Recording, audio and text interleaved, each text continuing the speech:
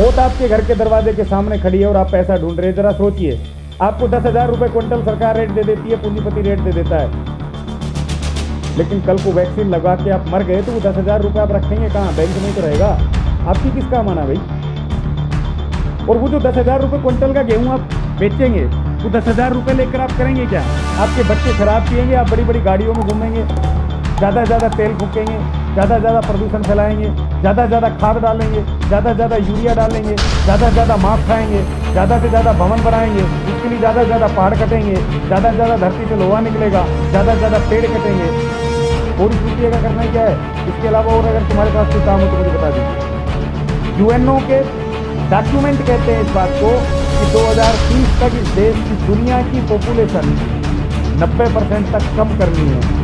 तो इससे पहले कि वो समाप्त करे, वो हम सबको समाप्त करना चाहते हैं। अपने जीवन के लिए नहीं लड़ रहे हैं, क्योंकि अगर रुपया इतना कीमती होता, रुपये से इतना जीवन और समृद्धि आती, तो जरा सोच कर देखिए, तो ब्रिटेन वाले तुम्हें छाप कर क्यों देते? वो यहाँ रिजर्व बैंक ऑफ इंडिया क्यों खोलते? वो तुम्हें रुपया क्यों देते? क्या रुपया तुम्हें बचा सकता है? लेकिन नहीं, तुम्हें तो रुपया चाहिए, जीवन से कोई मतलब ही नहीं। रुपये ने पेड़ को कटवा के फर्नीचर के रूप में घर के अंदर लकड़ियों का ढेर लगा दिया और वन खत्म होते चले गए। क्योंकि हमें सांस लेने के लिए ऑक्सीजन चाहिए कि रुपया चाहिए? कल उसी रुपये से ऑक्सीजन के सिलेंडर खरीद के घूमोगे क्या? ज़्यादा से ज़्यादा रुपये के चक्कर में ज़्यादा से ज़्यादा यूरिया डाला, डीएपी डाला, कल को ये बंजर जमीन बंजर हो जाएगी। उसके बाद खाने के लिए दाने नहीं है, रुपये का अचार डालोगे क्या?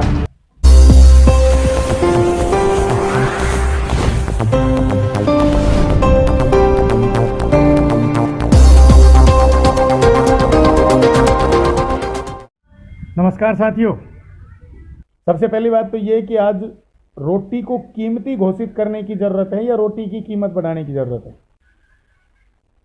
अर्थात रोटी को कीमती बनाने की जरूरत है या रोटी की कीमत बढ़ाने की जरूरत है? यदि हम रोटी की कीमत बढ़ाते हैं, यानी ज़्यादा से ज़्यादा रुपया हमें चाहिए, तो ताकतवर समाज होगा या ताकतवर सरकार होगी? ज़रा इस बात पे सोचिएगा। क्योंकि जितनी ज़्यादा रुपये की ज़रूरत होती जाएगी, उतनी ज़्यादा सरकार से हमारी सरकार पर हमारी विश्वसनीयता बढ़ेगी, सत्ता पर हमारी विश्वसनीयता बढ़ेगी, और सरकार जितने ज़्यादा रुपये छापेगी, सरकार उतनी ज़्यादा मजबूत होगी। पहले इस आंदोलन के बारे में दो बातें होंगी, उसके बाद आवश्यकता क्या थी और क्या होना चाहिए उस पर चर्चा होगी। एक बात बताइए, कल मैंने एक कमेंट पोस्ट किया था कि नारा दिया जय जय जवान जय किसान, लेकिन जैसे ही सच बात ये नारा दिया जय जवान जय किसान, तो दोनों ना जवान रहा ना किसान रहा। जवान भी सरकारी हो गया और किसान भी सरकारी हो गया। किसान ने भोजन के लिए अन्न पैदा करना बंद कर दिया और रुपये के लिए भोजन पैदा करना चालू कर दिया, अर्थात सरकार मजबूत हुई और किसान कमजोर हुआ। जब किसान कमजोर हुआ तो उस किसान ने अपनी आर्थिक हालात मजबूत करने के लिए अपने बच्चों को जवान बनाना शुरू किया।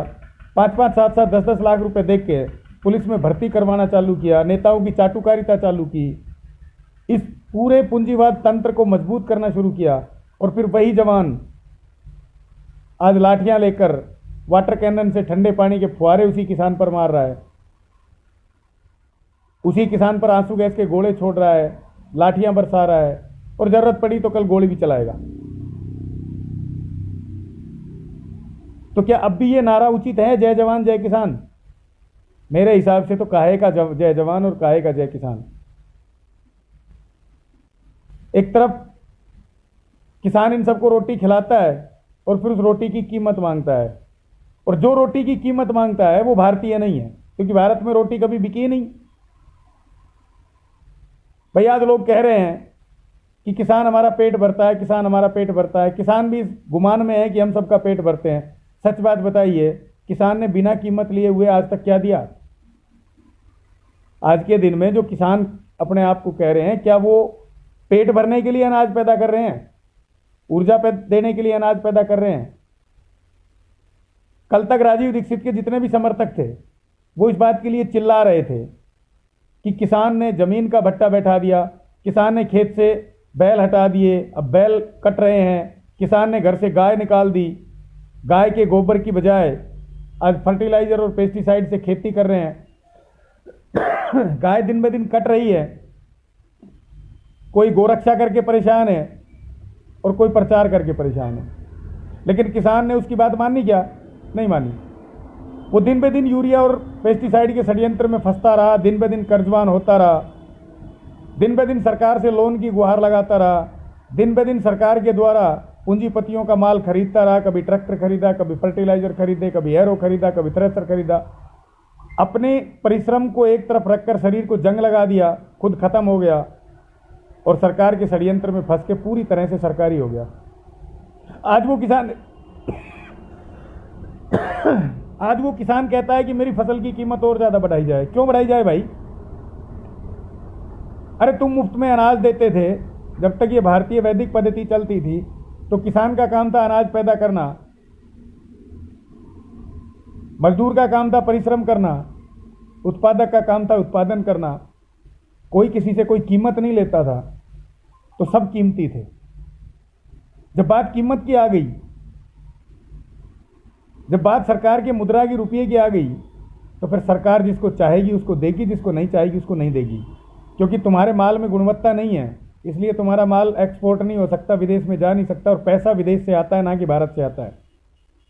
फेडरल बैंक तय करता है कि भारत में कितना रुपया छपे, वर्ल्ड बैंक तय करता है भारत में कितना रुपया छपे, किसान को कितना मिले और मजदूर का कितना मिले।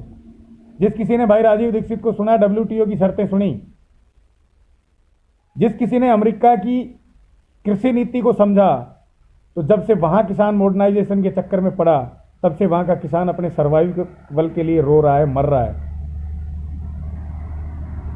आज अमेरिका की सरकार जैविक पैदा करने वाले को 4 गुना सब्सिडी दे रही है और जहर पैदा करने वाला अपनी हालत से परेशान है। क्यों? क्योंकि वहां आज से 20 साल पहले, 30 साल पहले वही कानून लगे थे जो आज भारत में लग रहे हैं। कुछ लोग इनका समर्थन कर रहे हैं, कुछ लोग इनका विरोध कर रहे हैं, ये मेरा मुद्दा नहीं है। क्योंकि जब सत्ता लुटेरे के हाथ में हो, व्यापारियों के हाथ में हो, तो जनता को मरना ही मर रहा है। और अब प्रत्यक्ष रूप से जो लड़ाई मरने की है वो चालू हो गई है। कितना विडंबना का विषय है कि कल तक जो लोग वैक्सीन के विरुद्ध लड़ रहे थे, जो नए नए प्रमाण दे रहे थे, नए नए रिसर्च ला रहे थे, जो जनता को आगाह कर रहे थे, न्यू वर्ल्ड ऑर्डर की पोल खोल रहे थे, जो एजेंडा 2030 के बारे में बात कर रहे थे कि किस तरह से पूरी दुनिया के 90% जनता को मारना है, ठीक उस वक्त जब कोरोना नाम का ड्रामा पूरी दुनिया में रचा गया, जब पूरी दुनिया को बंद कर दिया, वैक्सीन लगाने की तैयारी कर दी, अर्थव्यवस्था पूरी दुनिया की चौपट हो गई, उस वक्त अर्थव्यवस्था को मजबूत करने के लिए एक आंदोलन खड़ा होता है, किसान आंदोलन। और वही लोग जो कल वैक्सीन के खिलाफ बात कर रहे थे, जो ये योजना बना रहे थे कि किस तरीके से इस वैक्सीन से बचा जाए, किस तरीके से इस अंतर्राष्ट्रीय षड्यंत्र से बचा जाए, किस तरह से अपना और अपने समाज का जीवन बचाया जाए, आज वही लोग कीमत बढ़वाने के लिए जय किसान के नारे लगाने लगे। आखिर क्यों? क्या वास्तव में आज भारत में किसान आंदोलन की जरूरत थी या एक क्रांति की जरूरत थी जो सिस्टम को उठाकर फेंक सके, व्यवस्था परिवर्तन कर सके? लेकिन जब भी कोई ऐसा मामला, बड़ा मामला होता है, जब भी इन विदेशियों को भारत में अपनी सत्ता मजबूत करने के लिए और अपने षड्यंत्र स्थापित करने के लिए जब कोई काम करना होता है, तो भारत में एक नाटक होता है, आंदोलन। और वही आंदोलन इन सारे जिगर वालों को, दिल गुर्दे वालों को लाठियां छीन के उनमें झंडे, उन डंडों में झंडा लगाने का काम करते हैं। वही आज हो रहा है। बड़ी हैरानी होती है इस बात से। राजा के साथ जब लड़ते हैं तो राजा की सेना के साथ लियत्ते लड़ रहे हैं। एक तरफ कहते हैं सरकार हमारी है, जवान हमारे हैं, देश हमारा है, दूसरी तरफ उसके साथ लड़ रहे हैं। भाई जब देश तुम्हारा है, तुम मानते हो देश तुम्हारा है, जब तुम ये भी मानते हो कि सरकार तुम्हारी है, जब तुम ये भी मानते हो कि पुलिस तुम्हारी है, तो फिर वो जो कर रहे हैं उन्हें कर लेने दीजिए। और यदि लगता है कि वो तुम्हारे साथ गलत कर रहे हैं, तो फिर ये मानना बंद कर दीजिए कि ये लोग तुम्हारे हैं, क्योंकि तुम्हारे साथ गलत वही करेगा जो तुम्हारा नहीं होगा। सबसे पहले ये तो तय कीजिए कि लोग तुम्हारे हैं या तुम्हारे विरुद्ध है। यदि तुम्हारे विरुद्ध है तो तुम्हारे नहीं है, और अगर तुम्हारे हैं तो तुम्हारे विरुद्ध नहीं है, फिर तुम उसके विरुद्ध क्यों हो?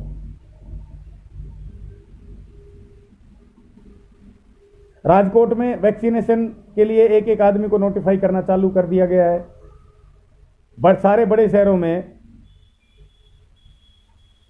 सरकार ने वो एक एप्लीकेशन बनाई थी, आप सबको पता होगा, आरोग्य सेतु ऐप। उस आरोग्य सेतु ऐप में अपडेशन चालू कर दिया है कि सबसे पहले आप कोरोना का टेस्ट करवाइए, और जब टेस्ट करवाएंगे तो उसकी जो रिपोर्ट है उसको स्कैन करिए और उसको अपलोड करिए। यदि आपने कोरोना टेस्ट करा लिया तो आरोग्य सेतु ऐप एक्टिवेट होगी, और जब वो एक्टिवेट होगी तभी आपको अंदर जाने दिया जाएगा। अर्थात आपको जबरदस्ती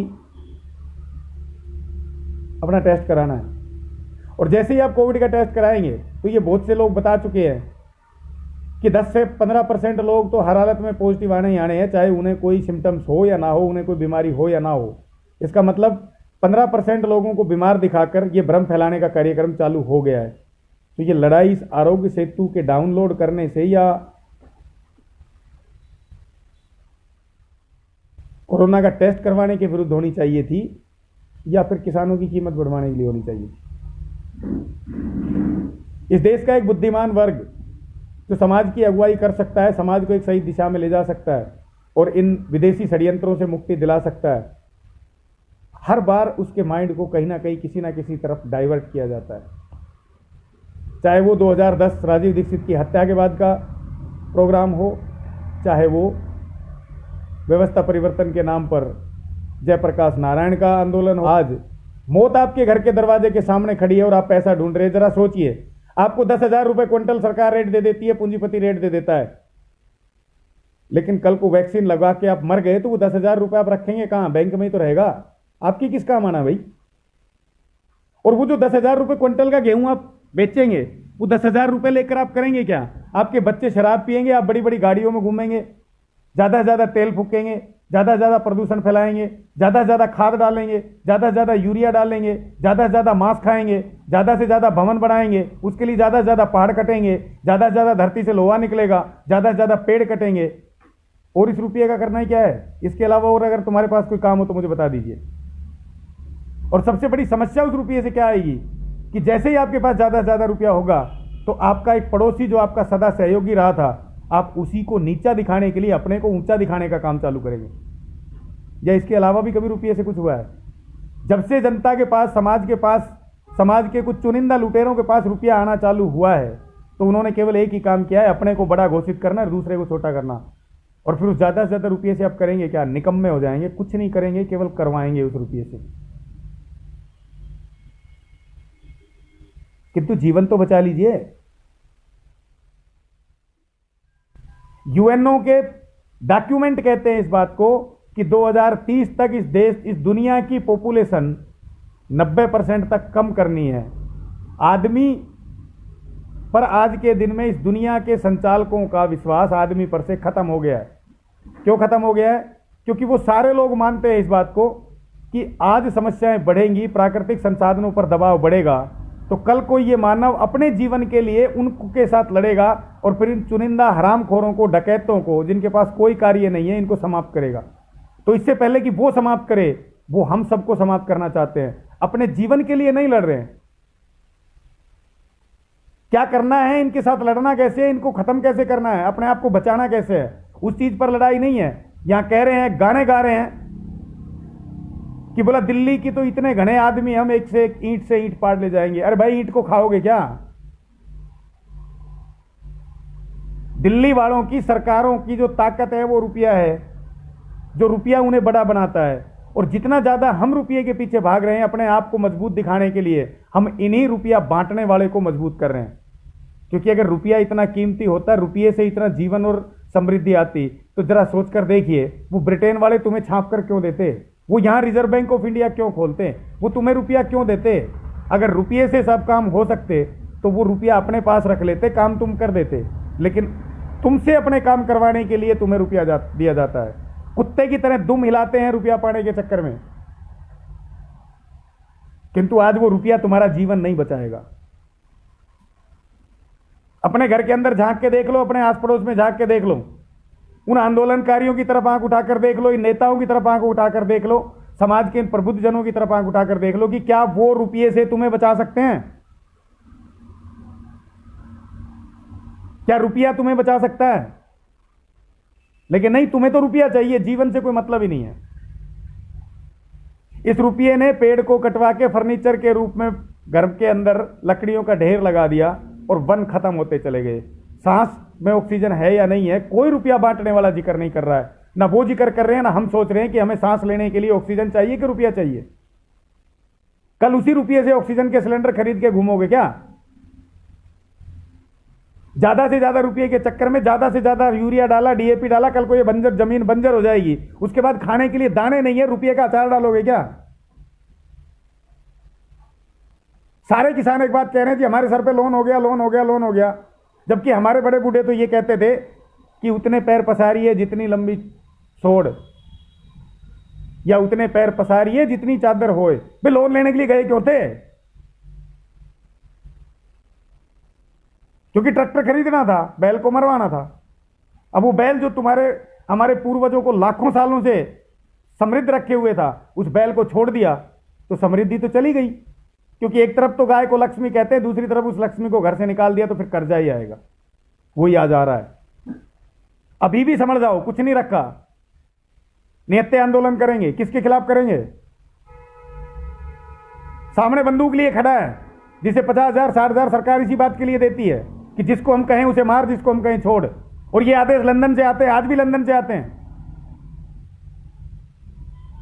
वरना तुम्हारा कौन सा नेता ऐसा है जिसमें इतनी औकात है, उसकी बुद्धि में इतना ज्ञान है कि वो जो बिल को ड्राफ्ट कर देगा? सारे गधों को तुमने संसद में भेज रखा है, कभी जाति के नाम पर, कभी धर्म के नाम पर, कभी किसी नाम पर, कभी किसी नाम पर। जब इनकी क्षमता नहीं है, इनकी औकात नहीं है बिल बनाने की, तो ये सोच कर देखो ये बिल आते कहां से हैं। लेकिन बहस इस बात पर हो रही है कि बिल गलत है कि सही है। अरे बिल बनाने वाले गलत है कि सही है, इस बात पर बहस आज तक नहीं हुई। जो काम अंग्रेज यहां रहते हुए नहीं कर पाए, वो आज उनके ना रहते हुए हो गया। और यहां सारे ज्ञान बांट रहे हैं, वैक्सीन आएगी जी, एजेंडा आएगा जी, फलाना आएगा। अरे भाई, जब तुम्हें पता है कि ये काम होगा तो तुम तैयारी क्या करे बैठे हो? करोगे क्या? क्या इसी को बुद्धिमत्ता कहते हैं, इसी को ज्ञान कहते हैं? लेकिन नहीं, जिसको देखो वही सोशल मीडिया पे इंफॉर्मेशन पोस्ट करने में लगा हुआ है। लेकिन अगर किसी से ये कहे कि कुछ करना है, आइए मिलिए, तो बड़ा समय नहीं है, इसका मतलब मरने के लिए तैयार हो। तो ज्ञान किस लिए बांट रहे हो? जिसको पूछे वही कहता है, बोला मरना एक दिन सबको है, तो चलो ना एक दिन लड़के मरते हैं। बोला नहीं नहीं, अभी तो आई थोड़ी है। तो जब आएगी तब लड़ने का ब्योंत नहीं रहेगा, सामर्थ्य नहीं रहेगा, ताकत नहीं रहेगी। इसलिए जितने भी भाई जो इस बात को समझते हैं कि ये वैक्सीन की तलवार तुम्हारे गर्दन पे लटकी हुई है, ये गुलामी तुम्हारी होने वाली है, ये जो पैसा और जमीन जिसके पीछे तुम भाग रहे हो ये तुम्हारी है ही नहीं। क्योंकि आज भी ये जमीन प्रॉपर्टी एक्ट के तहत भारत सरकार की है, अंग्रेजों की तुम्हें दी हुई है, जिसके बदले में तुम उन्हें रेवेन्यू आज भी कलेक्ट कर रहे हो। ये घर तुम्हारी मिल्कियत नहीं है, ये हाउस टैक्स जो तुम दे रहे हो ये तुम्हें किराए पर दी हुई है, ताकि तुम इसमें रहो और कमाकर इन लोगों का पेट भरते रहो, चलाते रहो। ये खेत जो तुम्हें दिए हुए हैं ये तुम्हारे नहीं है, ये चंद लोगों ने बंदूक के दम पर इस देश पर कब्जा किया और फिर तुम्हें अपना जीवन चलाने के लिए बांटे गए हैं। क्योंकि ये रेवेन्यू रिकॉर्ड और तहसील जो है ये अंग्रेजों की स्थापित की हुई है, इस बात को रिकॉर्ड पे लाने के लिए कि किस किस को कितनी जमीन बांटी गई। वरना अंग्रेजों ने मुरब्बे कहां से दे दिए? उनके बाप की धरती थी क्या? आज सरकारें प्लॉट काटती है, किसके बाप का काटती है? किसी नेता के बाप की जमीन में से काटा जाता हो, किसी सरकारी अधिकारी की बाप की जमीन में से काटा जाता हो, लेकिन नहीं, जनता की जमीन में से ही जनता को दिया जाता है। तो जनता की जमीन को पहले छीना गया, अब उसी जमीन को तुम्हें दिया गया, फिर अपने हिसाब से तुमसे खेती करवाई। अरे बीज तुम्हारे अपने नहीं है, खाद तुम्हारा अपना नहीं है, पानी तुम्हारा अपना नहीं है, बिजली तुम्हारी अपनी नहीं है, तेल तुम्हारा अपना नहीं है, ट्रैक्टर तुम्हारा अपना नहीं है। तो जब तुम्हारा कुछ है ही नहीं तो तुम कीमत किस बात की मांग रहे हो? बीज तुम्हें चाहिए अमेरिका लंदन की कंपनी का, खाद तुम्हें चाहिए अमेरिका का, ट्रैक्टर तुम्हें चाहिए अमेरिका का, जॉन डियर चाहिए, फोर्ड चाहिए, फार्म ट्रैक चाहिए, खाद चाहिए तुम्हें वहां का इंपोर्ट हुआ।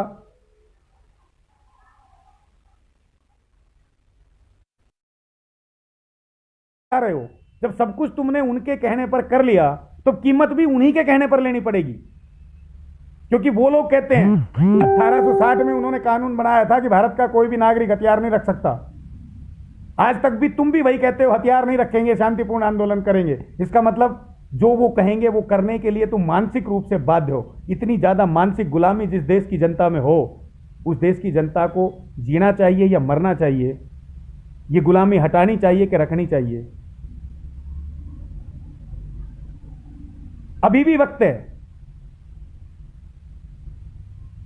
इस रुपये के पीछे भागना छोड़ो, इस तकनीक के पीछे भागना छोड़ दो,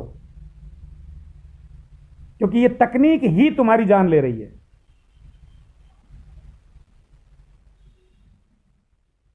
जब तक ये तकनीक चलेगी तब तक तुम्हारा जीवन इन तकनीशियनों की, इन सरकारों की मुट्ठी में कैद रहेगा। कोई हिंदू मुसलमान की गाली दे रहा है, कोई सिख ईसाई को गाली दे रहा है। अरे भाई, यदि सत्ता हिंदू मुसलमान खत्म करना चाहती तो 3 मिनट लगते हैं। इसलिए सत्ता चाहती है कि तुम धर्म के नाम पर लड़ते रहो, ताकि तुम उनके साथ ना लड़ सको जिनके साथ तुम्हें लड़ना चाहिए। उसके बाद तुम्हारी जान बचाने का कोई रास्ता तुम्हारे पास नहीं है। कुछ लोगों से बात होती है, वो कहते हैं हाँ जी कुछ करेंगे, क्या करना है बताइए। लेकिन आप यहां आइए। अब एक मुकेश क्रांतिवीर पूरे भारत के 700 जिलों में कैसे घूमे? क्यों? क्योंकि हमारे पास तो समय नहीं है। अरे भाई क्या कर रहे हो? नहीं, नौकरी कर रहे हैं, व्यापार कर रहे हैं। ये नौकरी और व्यापार ही कल तुम्हें वैक्सीन लगाने के लिए मजबूर करेगा। सारी जिंदगी का केवल व्यापार ही तो कर रहे हो, अपना जीवन ही तो बेच रहे हो। और इस जीवन को बेच के मौत खरीद रहे हो। जिस पैसे के पीछे भाग रहे हो, वो पैसा तुम्हें बीमारी दे रहा है या स्वास्थ्य दे रहा है? वो पैसा तुम्हें सहयोग दे रहा है या वो पैसा तुम्हें गुलामी दे रहा है? वो पैसा तुम्हें श्रम करने की आज्ञा दे रहा है या तुम्हें निकम्मा बना रहा है? वो पैसा तुम्हें तुम्हारा बौद्धिक स्तर बढ़ाने की बात कर रहा है या वो तुम्हें बौद्धिक रूप से कमजोर कर रहा है, मूर्ख बना रहा है? उस पैसे से तुम विद्वान बन रहे हो या मूर्ख बन रहे हो? उस पैसे से इस पर्यावरण को शुद्ध कर रहे हो या उस पैसे से इस पर्यावरण का भट्टा बिठा रहे हो? उस पैसे से अपने बच्चों का भविष्य उज्जवल कर रहे हो या अपने बच्चों को मौत की नींद सुलाने की तैयारी कर रहे हो? अभी भी वक्त है। इस पैसे को घर से निकाल के फेंक दो। सरकार को सरकार की सारी आईडी वापस कर दो। सरकार अपना खर्चा खुद चलाए, हम सरकार के लिए काम करना बंद करते हैं। सरकार अपना रुपया अपने पास रखे, सरकार अपनी टेक्नोलॉजी अपने पास रखे, हम अपनी टेक्नोलॉजी से अपने भोजन की व्यवस्था, अपने कपड़ों की व्यवस्था खुद करते हैं। सरकार अपनी खुद करे, हमें कोई लेना देना नहीं है। लेकिन नहीं, क्योंकि तुम्हें तो सरकार से रुपया चाहिए और बदले में सरकार को सारी सुविधा दो और फिर उसी सरकार के खिलाफ लड़ो। कैसी मूर्खता है यार। आज तक एक बात दिमाग में आधा घंटा बैठकर सोचिए कि सरकार ने, अंग्रेजों ने, मुगलों ने, भारत के राजाओं ने तुम्हारा भला करने के लिए जो जो काम तुमसे कहे, जो जो काम उन्होंने किए, तो उससे क्या तुम्हारा भला हुआ है या इन सरकारों का, राजाओं का, सत्ताओं का भला हुआ है? पीढ़ी दर पीढ़ी का रिकॉर्ड निकाल कर देखिए कि समाज में जितनी भी खराबियां आई, व्यक्ति को जीवन में जितनी भी दिक्कतें आई, वो दिक्कतें सत्ता की दी हुई है या प्रकृति की दी हुई है? मौत के मुहाने पर बारूद के ढेर पर लाके खड़ा कर दिया इन सत्ताओं ने। इसलिए केवल अपना कब्जा दुनिया पर जमा रहे, इसके लिए।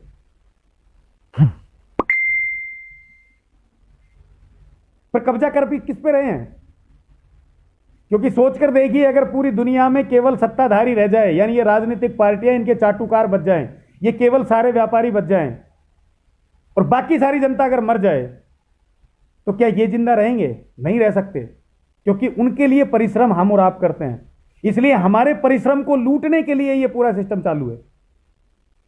वरना जंगल इनके हैं, कब्जा कर रखा है पूरी दुनिया में। इंडियन फॉरेस्ट एक्ट के नाम पर सत्ताओं ने कब्जा कर रखा है। किंतु सच्चाई यह है कि यदि कल को उस जंगल से लकड़ी लाके इनको देने वाला ना हो, तो ये जंगल में जा नहीं सकते।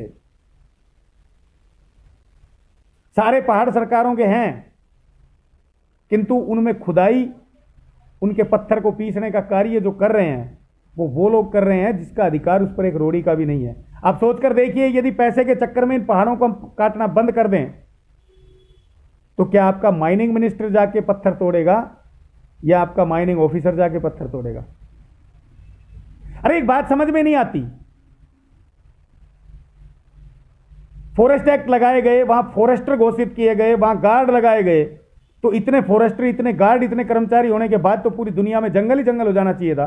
लेकिन जब से फॉरेस्ट एक्ट लगा, जब से फॉरेस्ट में अधिकारी नियुक्त हुए, कर्मचारी नियुक्त हुए, गार्ड नियुक्त हुए, तब से दिन ब दिन जंगल कम होते जा रहे हैं। तो ये सारे गार्ड और ये सारी जो फॉरेस्ट डिपार्टमेंट है, ये जंगल को कम करने के लिए काम कर रहा है या जंगल को बढ़ाने के लिए काम कर रहा है? जब से हेल्थ मिनिस्ट्री बनी तब से हर आदमी बीमार है। जिस शहर में चले जाओ, जिस गांव में चले जाओ, अस्पतालें ही अस्पतालें खुली हुई है।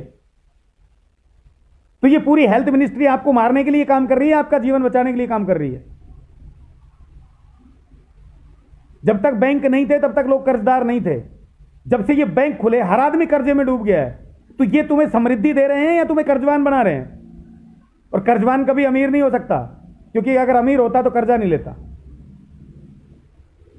अब उस कर्जे को उतारने के चक्कर में अपना सब कुछ तुमने गिरवी रख दिया, अपना परिश्रम गिरवी रख दिया, अपना दिमाग गिरवी रख दिया, अपने बच्चों को सरकार के को गिरवी रख दिया कि किसी भी तरह से करके रुपया लाओ और ये कर्जा उतारो। और कर्जा उतारने के चक्कर में दिन ब दिन कर्जा चढ़ता जा रहा है, चढ़ता जा रहा है, चढ़ता जा रहा है। आखिर इसका अंत कहां होगा? हम सबकी गर्दन कट के। और वो तैयारी अब हो चुकी है। इसलिए अगर अपनी जान बचानी है तो इस तकनीक के विरुद्ध एक युद्ध करना पड़ेगा, सरकारों के विरुद्ध युद्ध करने की जरूरत नहीं है। आज मैं इतना खुला और बेबाकी से बोल रहा हूं क्योंकि मैं इस बात के लिए श्योर हो चुका हूं कि अगर 2 महीने तक हम कुछ नहीं कर पाए तो सबसे पहले मैं मरूंगा। और ये जितने भी पोस्ट करने वाले हैं ना, एक बात ध्यान रखना, इस कोरोना के ड्रामे के नाम पर तुमको उठा के हॉस्पिटल में ले जाया जाएगा। ये तो श्योर है कि जितने लोग वैदिक और प्राकृतिक जीवन जीने की कोशिश कर रहे हैं, वो जो इस षड्यंत्र से बचे हुए हैं, उनकी किडनी भी ठीक है, उनका लीवर भी ठीक है, उनका बोन मैरो भी ठीक है।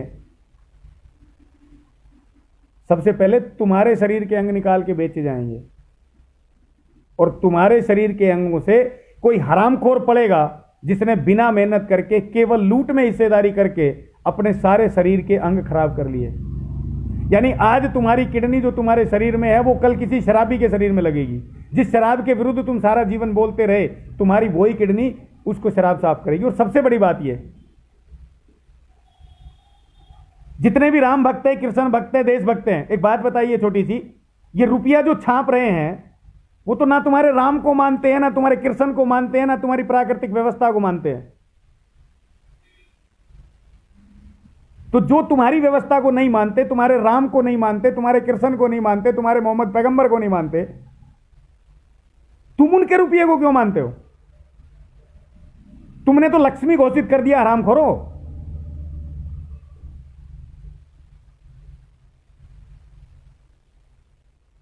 जो नीलोफर के सामने शराब चढ़ाते हैं, जिन्हें जूस कहा जाता है, जिन्हें यहूदी कहा जाता है, जो तुम्हें रुपया छाप कर देते हैं, रुपये छापने की व्यवस्था जिनकी है,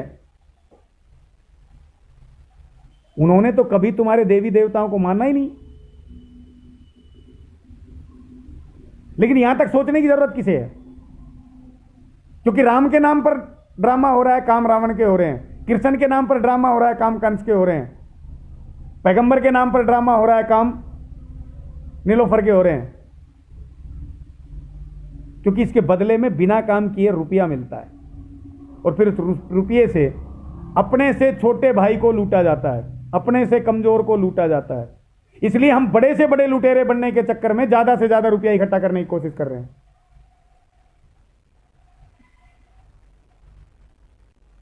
हर कोई ये चाह रहा है कि मेरा जीवन कोई बचा दे, कोई भगवान आके बचा दे, कोई सामाजिक संगठन आके बचा दे, कोई सामाजिक व्यक्ति आके बचा दे। लेकिन मैं ना रुपया दूंगा ना सहयोग दूंगा। तो मरो भाई फिर। क्योंकि जब तक इस रुपये के पीछे चिपके रहे तो ये रुपया तुम लुटेरों को ही दोगे। किसी शॉपिंग मॉल में जाके दोगे, किसी कार के शोरूम में जाके दोगे, कहीं सोयाबीन के तेल की कंपनी वालों को दोगे, कहीं रोड ट्रांसपोर्ट वाली अथॉरिटी को दोगे, कहीं अडानी की रेल को दोगे। क्योंकि रुपया तुम अपने से बड़े लुटेरों को ही दोगे। जो तुम्हें बचा सकता है उसके तुम साथ खड़े भी नहीं हो सकते, इसलिए तुम्हारा मरना तय है। तो जो जो जीवन बचाना चाहते हैं, मैं उनसे फिर एक बार विनती करता हूं, और अब विनती से बात नहीं बनेगी, मैं तुम्हें हुक्म देता हूं, इस तकनीक के विरुद्ध क्या क्या कर सकते हो उसके लिए तैयारी कर लीजिए।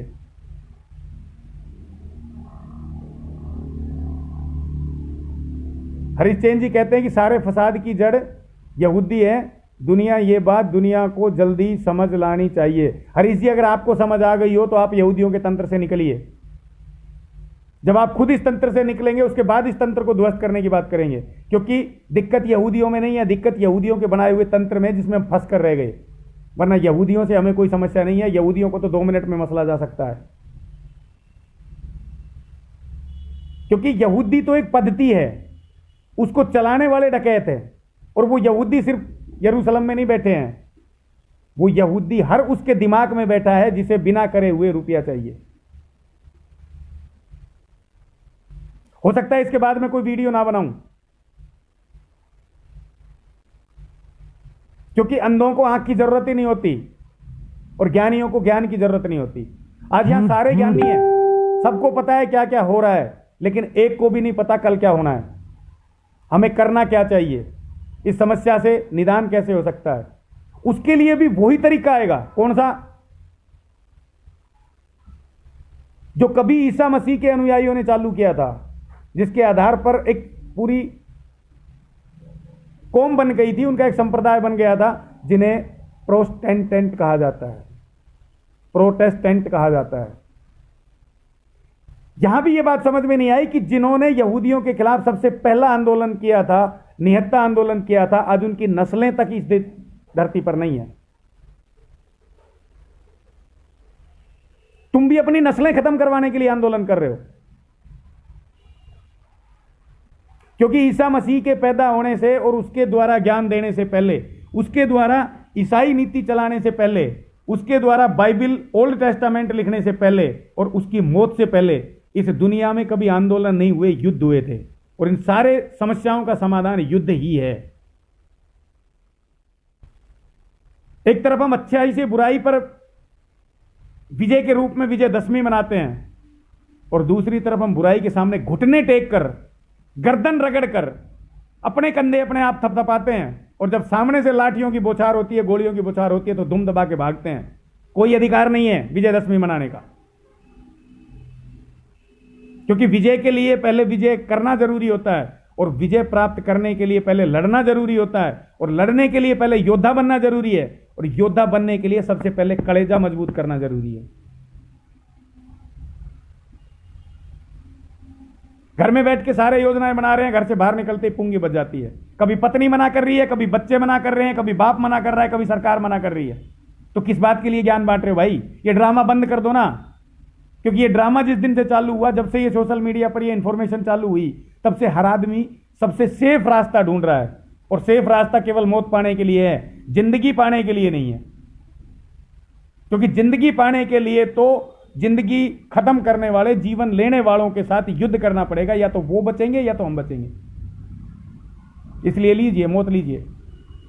जिस जिसको जीवन चाहिए अब वो तैयार हो जाइए, जिस जिसको मौत चाहिए वो आराम से नींद में सोइए और दिल्ली पहुंच के आंदोलन करिए। नमस्कार।